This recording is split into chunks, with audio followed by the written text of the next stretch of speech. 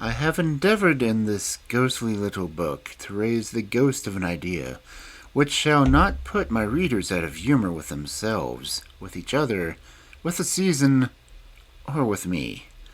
May it haunt their houses pleasantly, and no one wish to lay it.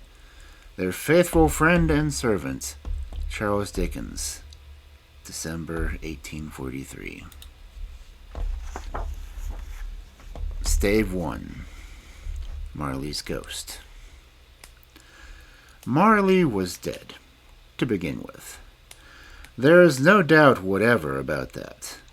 The register of his burial was signed by the clergyman, the clerk, the undertaker, and the chief mourner. Scrooge signed it, and Scrooge's name was good upon change for anything he chose to put his hand to. Old Marley was dead as a doornail. Mind, I don't mean to say that I know, of my own knowledge, what there is particularly dead about a doornail. I might have been inclined myself to regard a coffin nail as the deadest piece of ironmongery of the trade. But the wisdom of our ancestors is in the simile, and my unhallowed hands shall not disturb it, or the country's done for. You will therefore permit me to repeat, emphatically, that Marley was as dead as a doornail. Scrooge knew he was dead? Of course he did.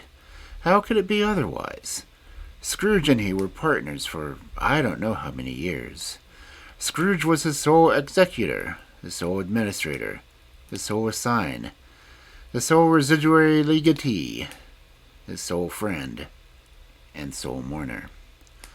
And even Scrooge was not so dreadfully cut up by the sad events, but that he was an excellent man of business on the very day of the funeral, and solemnized it with an undoubted bargain. The mention of Marley's funeral brings me back to the point I started from. There is no doubt that Marley was dead. This must be distinctly understood, or nothing wonderful can come of the story I am about to relate. If we were not perfectly convinced that Hamlet's father died before the play began, there would be nothing more remarkable in his taking a stroll at night, in the easterly wind, upon his own ramparts, than there would be in any other middle-aged gentleman rashly turning out after dark in a breezy spot, say St. Paul's churchyard, for instance, literally to astonish his son's weak mind. Scrooge never painted out old Marley's name. There stood, years afterwards, above the warehouse door, Scrooge and Marley. The firm was known as Scrooge and Marley. Sometimes people new to the business called Scrooge, and sometimes Marley. But he answered to both names. It was all the same to him. Oh, but he was a tight-fisted man at the grindstone, Scrooge. A squeezing, wrenching, grasping, scraping, clutchous, covetous old sinner. Hard and sharp as flint, from which no steel has ever struck out a generous fire. Secret and self-contained and solitary as an oyster. The cold within him froze his old features, nipped his pointed nose, shriveled his cheek, stiffened his gait, and made his eyes red. His thin lips blew, and spoke out shrewdly in his grating voice. A frosty rime was on his head, and on his eyebrows, and his wiry chin. He carried his own low temperature always about with him. He iced his office in the dog days, and didn't thaw it 1 degree at Christmas. External heat and cold had little influence on Scrooge. No warmth could warm, nor wintry weather chill him. No wind that blew was bitterer than he. No falling snow was more intense upon its purpose. No pelting rains less open to entreaty. Foul weather didn't know where to have him. The heaviest rain and snow and hail and sleet could boast of the advantage over him in only one respect. they often come down handsomely, and Scrooge never did. Nobody ever stopped him on the street to say, with gladsome looks, "My dear Scrooge, how are you? When will you come to see me?" No beggars implored him to bestow a trifle. No children asked him what it was o'clock. No man or woman ever once in all his life inquired the way to such and such a place. Even the blind men's dogs appeared to know him, and when they saw him coming, would tug their owners into doorways and up courts, and then would wag their tails as though they had said, "No eye at all is better than an evil eye, master." But what did Scrooge care? It was the very thing he liked, to edge his way along the crowded paths of life, warning all human sympathy to keep its distance, was what the knowing one calls nuts to Scrooge. Once upon a time, of all the good days in the year, on Christmas Eve, old Scrooge sat busy in his counting-house. It was cold, bleak, biting weather, foggy withal, and he could hear the people in the court outside go wheezing up and down, beating their hands upon their breasts and stamping their feet upon the pavement stones to warm them. The city clocks had only just gone 3, but it was quite dark already. It had not been light all day, and candles were flaring in windows of neighboring offices like ruddy smears upon the palpable brown air. The fog came pouring in every chink and keyhole, and was so dense without that although the court was of the narrowest, the houses opposite were mere phantoms. To see the dingy cloud come drooping down, obscuring everything, one might have thought that nature lived hard by, and was brewing on a large scale. The door of Scrooge's counting-house was open so that he might keep his eye upon his clerk, who in a dismal little cell beyond, a sort of tank, was copying letters. Scrooge had a very small fire, but the clerk's fire was so very much smaller that it looked like one coal. But he couldn't replenish it, for Scrooge kept the coal box in his own room, and so surely as the clerk came within a shovel, the master proceeded that it would be necessary for them to part. Wherever the clerk put on his white comforter and tried to warm himself at the candle, in which efforts, not being a man of strong imagination, he failed. "Merry Christmas to you, Uncle, and God save you!" cried a cheerful voice. It was the voice of Scrooge's nephew, who came upon him so quickly that this was the first intimation he had of his approach. "Bah!" said Scrooge. "Humbug!" He had so heated himself with rapid walking in the fog and frost that the nephew of Scrooge's, that he was all in a glow. His face was ruddy and handsome, his eyes sparkled, and his breath smoked again. "Christmas? A humbug, Uncle," said Scrooge's nephew. "You don't mean that, I'm sure." "I do," said Scrooge. "Merry Christmas. What right have you to be merry? What reason have you to be merry? You're poor enough." "Come, then," responded the nephew gaily. "What right have you to be dismal? What reason have you to be so morose? You're rich enough." Scrooge, having no better answer ready on the spur of the moment, said, "Bah!" again, and followed it up with a humbug.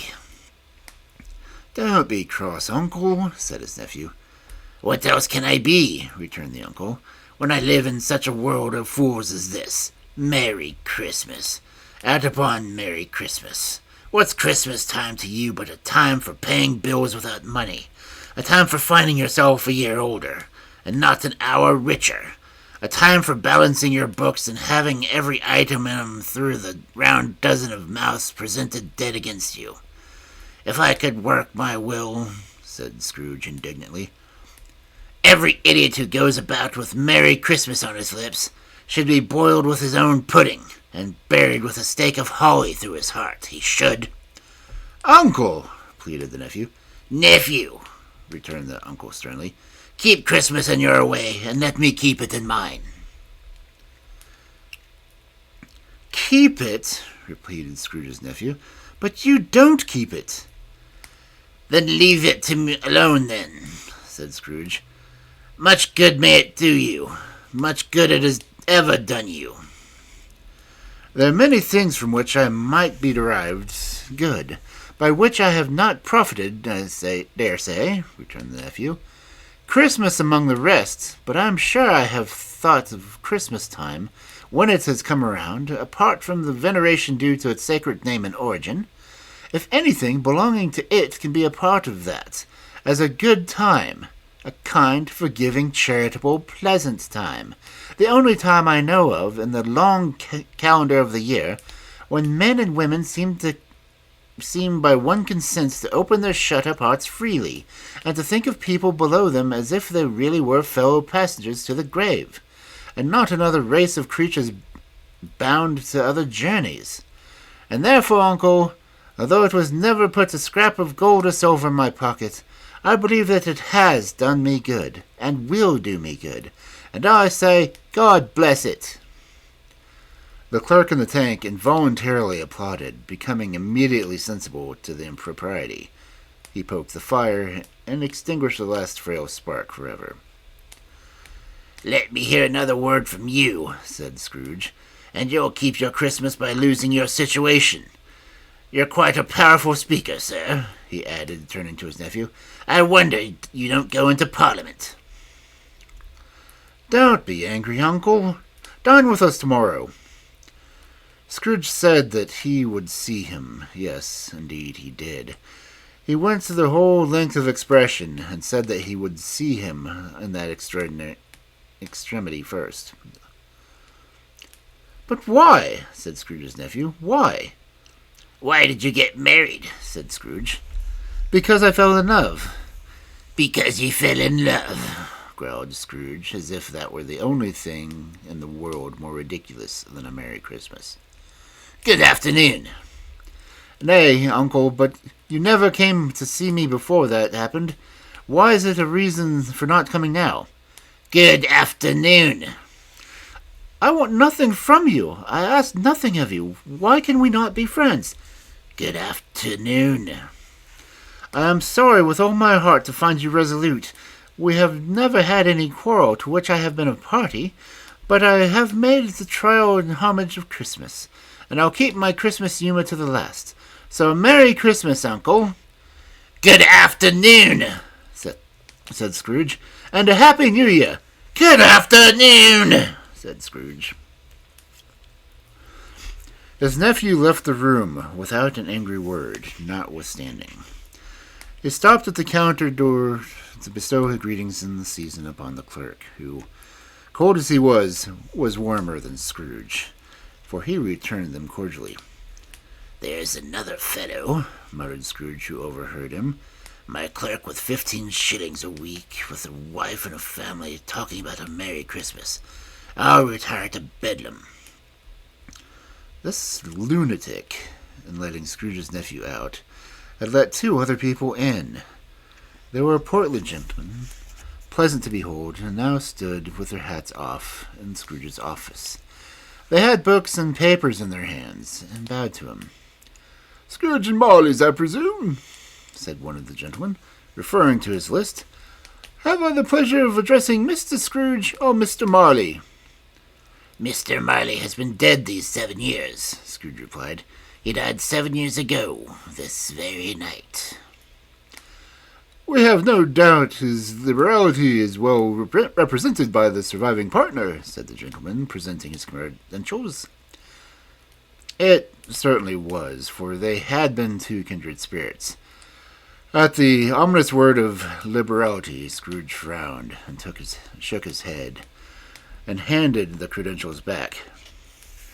"At this festive season of the year, Mr. Scrooge," said the gentleman, taking up his pen, "it is more than usually desirable that we should make some slight provision for the poor and destitute, who suffer greatly at the present time.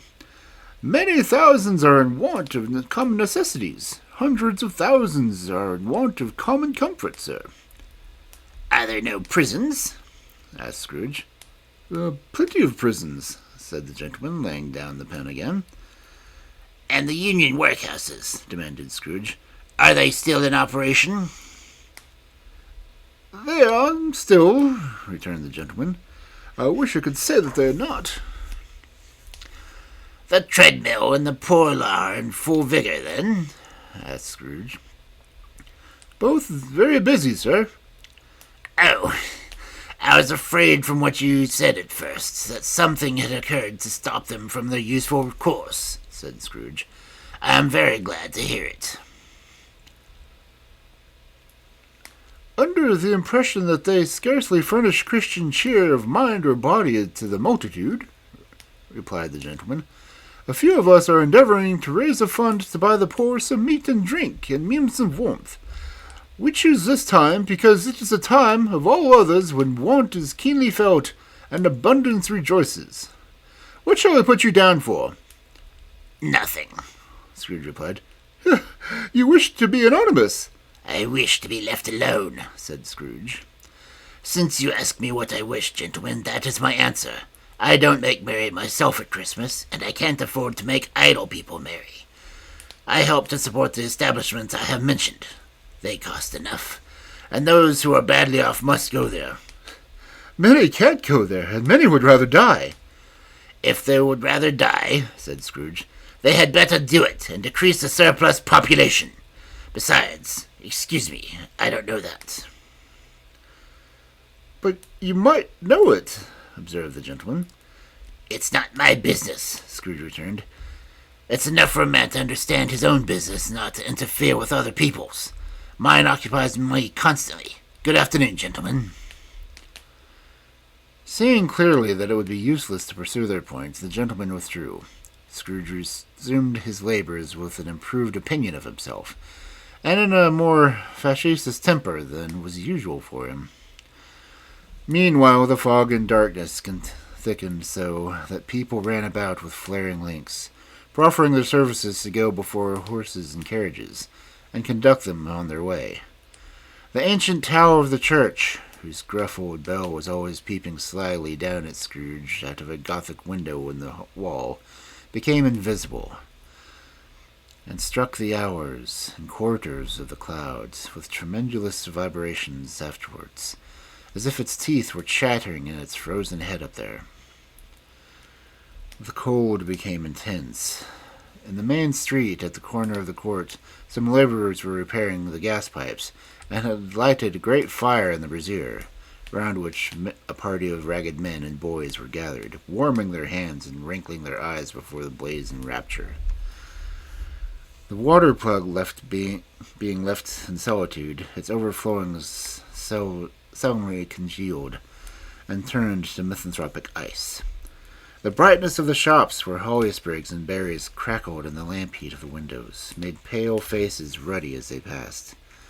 Poulterers' and grocers' trades became a splendid joke, a glorious pageant, in which it was next to impossible to believe that such dull principles as bargains and sale had anything to do.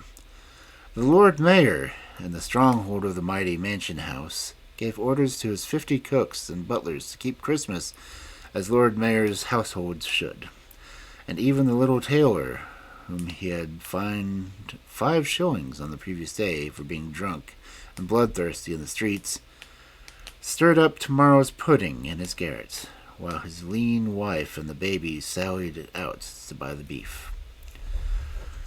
Foggier yet, and colder, piercing, searching, biting cold.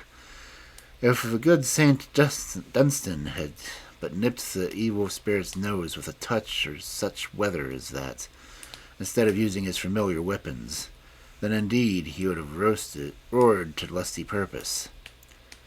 The owner of one scant young nose, gnawed and mumbled by the hungry cold as bones are gnawed by dogs, stooped down at Scrooge's keyhole to regale him with a Christmas carol. But at the first sound of God bless ye, merry gentlemen, may nothing you dismay. Scrooge seized the ruler with such energy of action that the singer fled in terror, leaving the keyhole to the fog, and even more congenial frost. At length the hour of shutting up the counting-house arrived.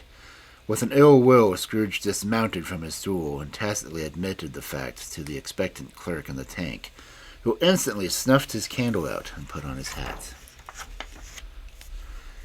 "You'll want all day tomorrow, I suppose," said Scrooge. "If quite convenient, sir." "It's not convenient," said Scrooge, "and it's not fair. If I was to stop a half-a-crown for it, you'd think yourself ill-used, I'll be bound." The clerk smiled faintly. "And yet," said Scrooge, "you don't think me ill-used when I pay a day's wages for no work." The clerk observed that it was only once a year. "Poor excuse for picking a man's pocket every 25th of December," said Scrooge, buttoning his greatcoat to the chin. "But I suppose you must have the whole day. Be here all the earlier next morning." The clerk promised that he would, and Scrooge walked out with a growl. The office was closed in a twinkling, and the clerk, with long ends of his white comforter dangling below his waist, for he boasted no great coat, went down a slide on Cornhill, at the end of the lane, boys, 20 times in honor for it being Christmas Eve, and then ran home to Camden Town, as hard as he could pelt, to play at Blind Man's Bluff. Scrooge took his melancholy dinner in his usual melancholy tavern, and having read all the papers and beguiled the rest of the evening to his banker's book, went home to bed.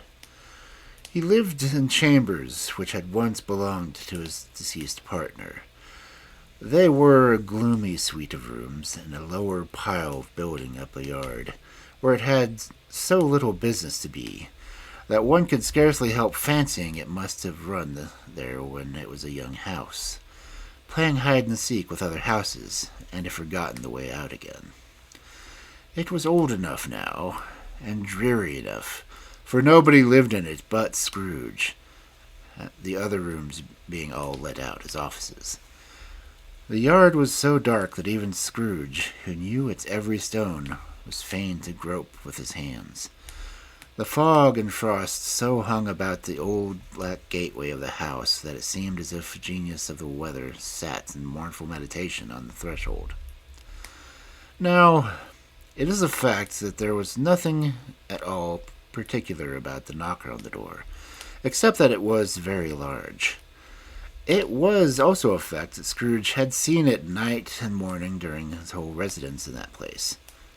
Also, that Scrooge had a little of what they called fancy about him as any man in London, even including, which is a bold word, the corporation, aldermen, and livery. Let it also be borne in mind that Scrooge had not bestowed one thought on Marley since his last mention of his 7 years dead partner that afternoon. And then let any man explain to me, if he can, how it happened that Scrooge, having his key in the lock of the door, saw in the knocker, without undergoing any intermediate process of change, not a knocker, but Marley's face. Marley's face. It was not an impenetrable shadow of the other objects in the yard were, but had a dismal light about it, like a bad lobster in a dark cellar. It was not angry or ferocious, but looked at Scrooge as Marley used to look, and with ghostly spectacles turned up upon its ghostly forehead. The hair was curiously stirred, as if by breath or hot air, and though the eyes were wide open, they were perfectly motionless. That and its livid color made it horrible, but its horror seemed to be, in spite of the face and beyond its control, rather than a part of its own expression. As Scrooge looked fixedly at this phenomenon, it was a knocker again. To say that he was not startled, or that his blood was not conscious of a terrible sensation to which it had been a stranger from infancy, would be untrue. But he put his hand upon the key he had relinquished and turned it sturdily, walked in, and lighted his candle. He did pause with a moment's irresolution before he shut the door, and he did look curiously behind it at first, as if he half expected to be terrified with the sight of Marley's pigtail sticking out from the wall. But there was nothing on the back of the door, except the screws and nuts that held the knocker on. And he said, "Pooh, pooh," and closed it with a bang. The sound resounded through the house like thunder. Every room above and every cask in the wine merchant's cellars below appeared to have a separate peal of echoes of its own. Scrooge was not a man to be frightened by echoes.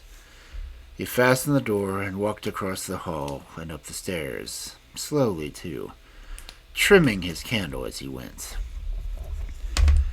You may talk vaguely about driving a coach and six up a good old flight of stairs, or though a bad young Act of Parliament.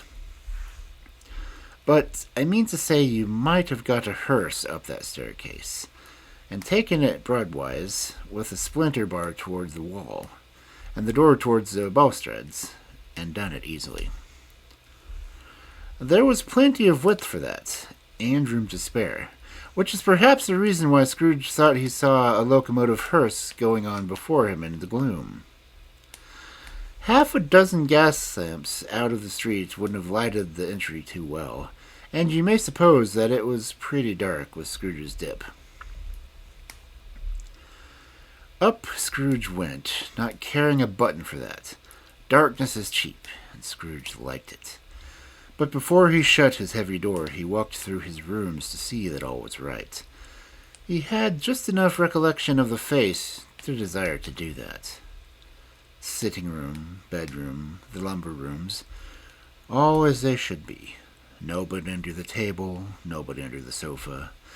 A small fire in the grate, spoon and basin ready, and the little saucepan of gruel, Scrooge had it cold in his head, upon the lob. Nobody under the bed, nobody in the closet, nobody in his dressing gown, which lay hanging up in a suspicious attitude against the wall. Lumber room as usual, the old fire guard, old shoes, 2 fish baskets, washing stand on 3 legs, and a poker. Quite satisfied, he closed his door and locked himself in. Double locked himself in, which is not his custom. Thus securing against surprise, he took to his cravat, put on his dressing gown and slippers, and his nightcap, and sat down before the fire to take his gruel. It was very low fire indeed, nothing such on a bitter night. He was obliged to sit close to it and brood over it, before he could extract the last sensation of warmth from such a handful of fuel. The fireplace was an old one, built by some Dutch merchant long ago, and paved around with quaint Dutch tiles, designed to illustrate the scriptures. There were Cains and Abels, Pharaoh's daughters, queens of Sheba, angelic messengers descending through the air on clouds like featherbeds, Abrahams, Belshazzars, apostles putting off to sea in butter boats, hundreds of figures to attract his thoughts. And yet that face of Marley, 7 years dead, came like the ancient prophet's rod and swallowed up the whole. If each smooth tile had been blank at first, with the power to shape some picture on its surface from the disjointed fragments of his thoughts, there would have been a copy of old Marley's head on every one. "Humbug!" said Scrooge, and walked across the room. After several turns, he sat down again. As he threw his head back in the chair, his glance happened to rest upon a bell, a disused bell that hung in the room, and communicated for some purpose now forgotten with a chamber in the higher story of the building. It was with great astonishment, and with a strange, inexplicable dread, that as he looked, he saw the bell begin to swing. It swung so softly in the outset that it scarcely made a sound.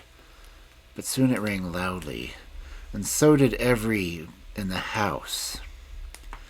This might have lasted half a minute, or a minute, but it seemed like an hour. The bell ceased as it had begun, together. They were all succeeded by a clanking noise, deep down below, as if some person were dragging a heavy chain across the casks in the wine merchant's cellar. Scrooge then remembered to have heard ghosts haunting houses were described by dragging chains. The cellar door flew open with a booming sound, and then he heard a noise much louder, on the floors below, then coming up the stairs, then coming straight towards his door. "It's humbug still," said Scrooge. "I won't believe it." His color changed, though, when, without a pause, it came on through the heavy door and passed into the room before his eyes. Upon its coming in, the dying flames leaped up, as though it cried, "I know him! Marley's ghost!" and fell again. The same face, the very same. Marley's in his pigtail, usual waistcoat, tights, and boots. The tassels on the leather bristling like his pigtail, and his coat skirts, and the hairs upon his head. The chain he drew was clasped around his middle. It was long and wound about him like a tail, and it was made, for Scrooge observed this closely, of cash boxes, keys, padlocks, ledgers, deeds, and heavy purses wrought in steel.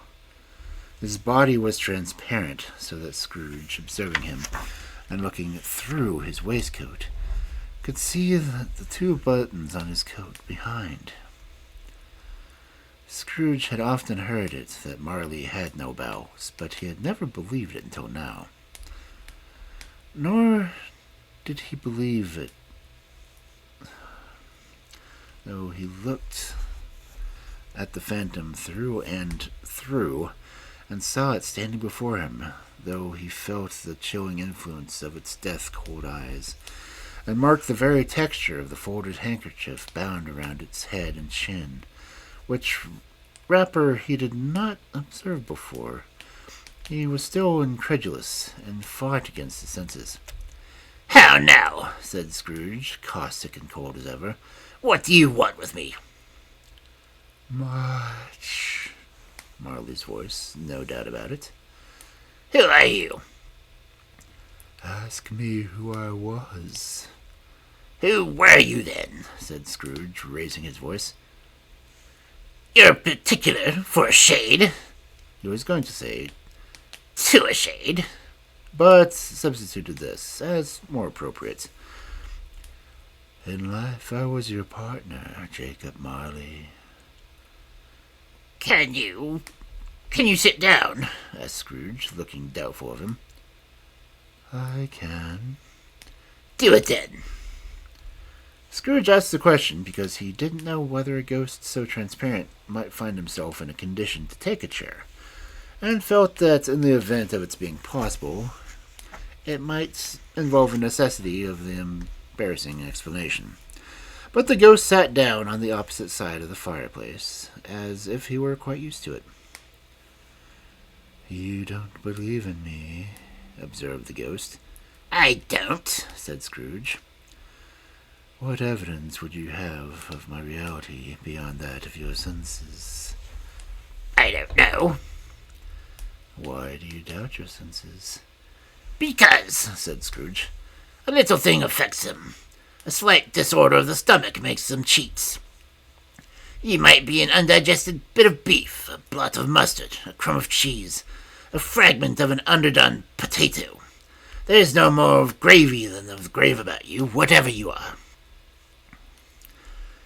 Scrooge was not much in the habit of cracking jokes, nor did he feel in his heart by any means waggish then. The truth is that he tried to be smart, as a means of distracting his own attention, and keeping down his terror, for the spectre's voice disturbed the very marrow in his bones. sit, staring at those fixed, glazed eyes in silence for a moment would play, Scrooge felt the very deuce with him. There was something very awful, too, in the spectre's being provided with an infernal atmosphere of its own.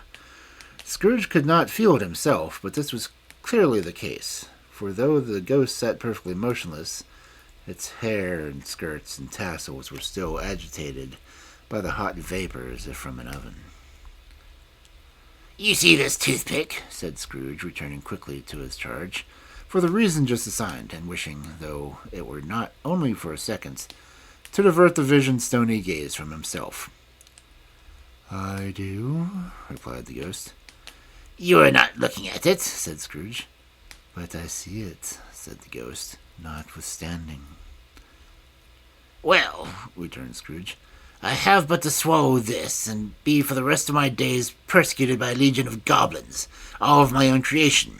Humbug, I tell you, humbug!"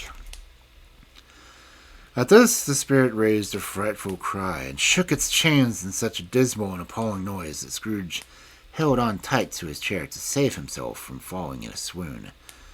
But how much greater was this horror when the phantom, taking off the bandage around his head, as if to warm to wear indoors, its lower jaw dropped upon its own breast.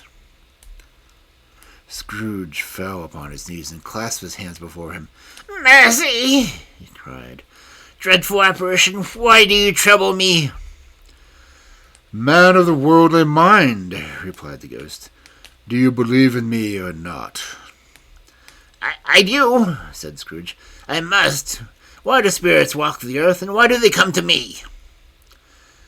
"It is required of every man," the ghost returned, "that the spirit within him should walk abroad among his fellow men, and travel far and wide, and if that spirit does not go forth in life, it is condemned to do so after death.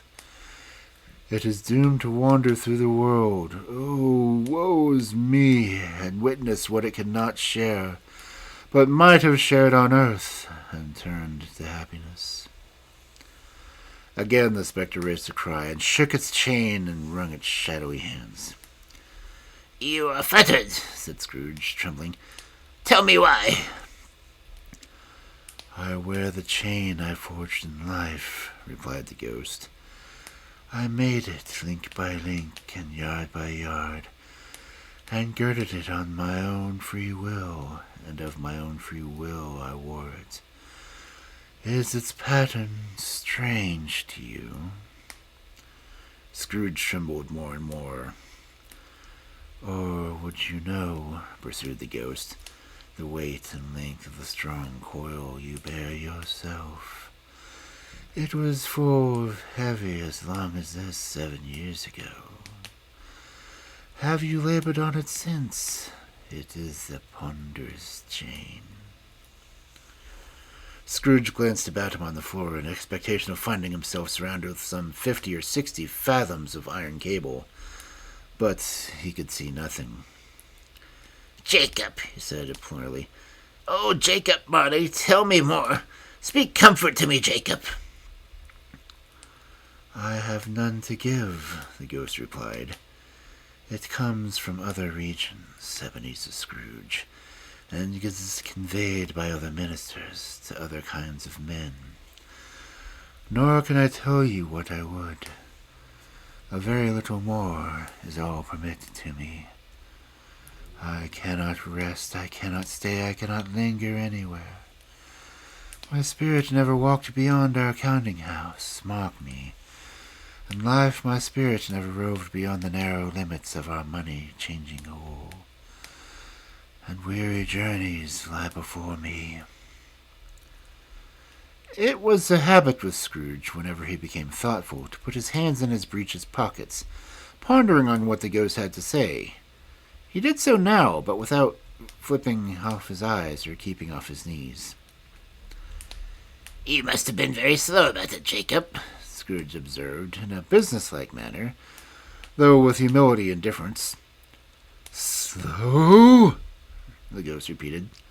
7 years dead," mused Scrooge. "all traveling in all the time." "The whole time," said the ghost. No rest, no peace, incessant torture of remorse. You travel fast? Said Scrooge. On the wings of the wind, replied the ghost. You might have got over a great quantity of ground in 7 years, said Scrooge. The ghost, on hearing this, set up another cry and clanked its chain so hideously in the dead silence of the night that the ward might have been justified in indicting it for a nuisance. "Oh, captive bound and double-ironed," said the phantom, "not to know the ages of incessant labor by immortal creatures, for this earth must pass into eternity before the good of which is susceptible always deployed. Not to know what any Christian spirit working kindly in its little sphere, whatever it may be, will find its mortal life short for its vast means of usefulness. Not to know that no great expensive regret can make amends for one's life's opportunities misused. Yet such as I, oh, such as I." "But you were always a good man of business, Jacob," faltered Scrooge, who now began to apply this to himself. "Business!" cried the ghost, wringing his hands again. "Mankind was my business. The common welfare was my business. Charity, mercy, forbearance, and benevolence were all my business. The dealings of my trade were but a drop in the water in the comprehensive ocean of my business."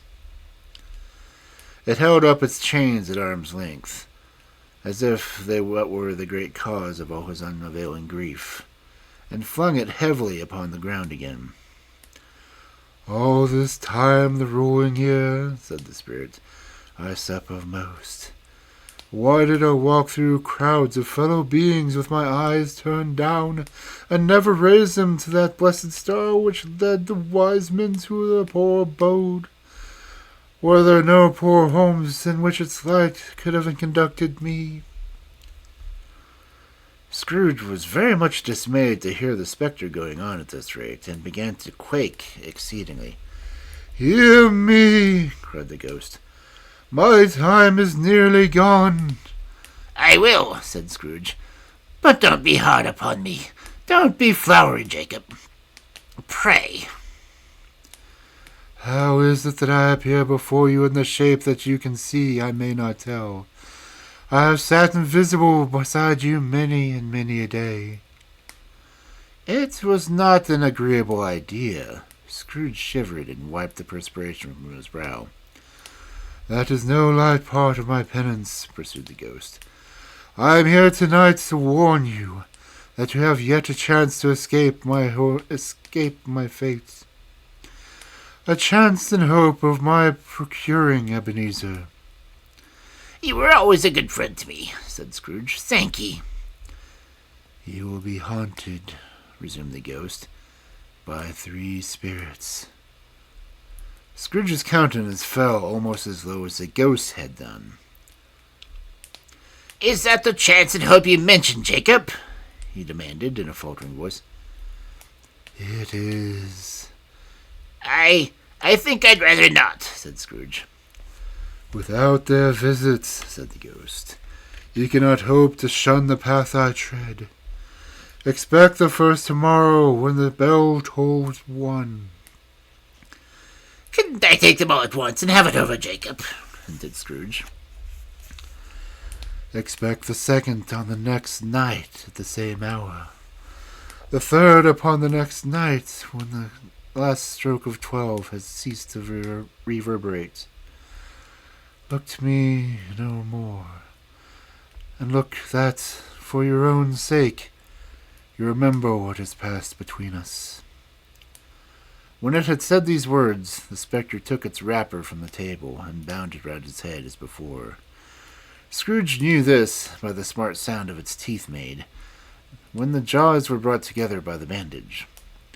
He ventured to raise his eyes again, and found the supernatural visitor confronting him in the erect attitude, with his chain wound over and about its arm.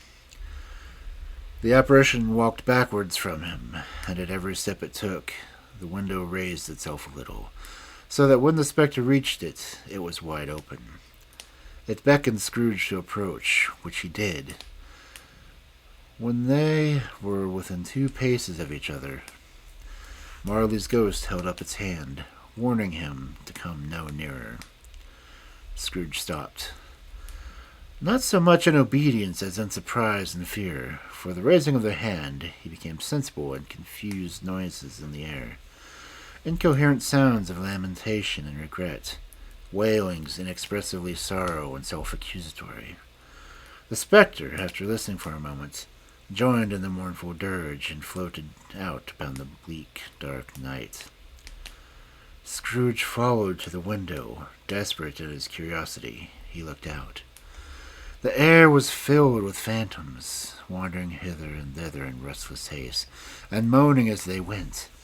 Every one of them wore chains like Marley's ghost. Some few, they might be guilty governments, were linked together. None were free.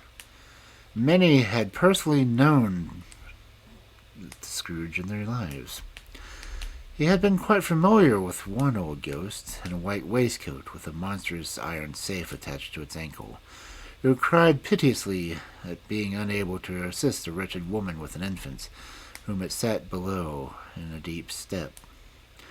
The misery was with all of them, clearly, that they sought to interfere for good in human matters, and had lost the power forever. Whether these creatures faded into mist, or mist enshrouded them, he could not tell.